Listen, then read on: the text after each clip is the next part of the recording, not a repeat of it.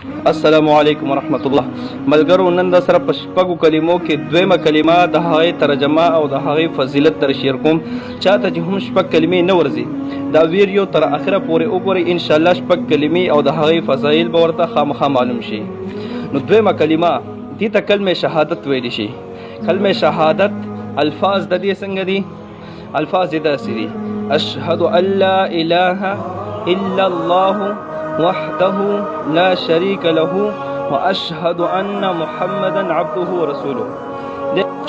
ترجمه یې داسې ده: اشهد ان لا اله، زه ګواهي ورکوم چې نشته دی هیڅ اله الا الله سوا د الله تعالی نه، وحده لا شريك له یوازې دی هیڅ شریک نشته دی د الله تعالی، واشهد ان محمدا او زه ګواهي ورکوم چې محمد صلی الله علیه وسلم عبده ورسوله د الله تعالی بنده او د الله تعالی رسول دی.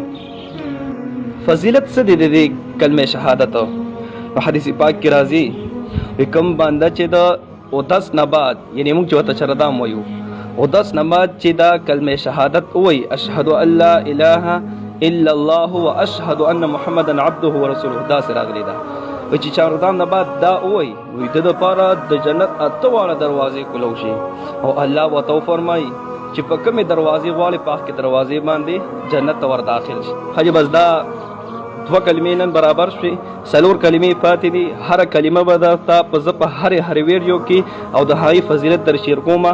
نو چاته چې هم شپږ کلمې نه ورځي، زما دا پیج محمد قاسم دا تصویر پې لګېدلی دی، دا نوم چې ورسره ګوټ کې دی دا نوم په سرچ کې ورکوئ، او که چېرې څوک دا ویډیو فیسبوک کې ګوري نو بس بره چې کوم تصویر دی دغه کلیک کوئ، زما دا پیج به کلو شي، هغه ګوته شانتې د هغه کلیک کوي، دا پیج به لایک شي، نو دا ویډیو چې نورې کومې دي دا به انشاءالله تاسو ته خامخا میلاویږي. څلور کلمې پاتې دي، دا به هم درته در شیر کوم او د دې فضایل به درته خامخا در شیر کوم. ټیک ده جي؟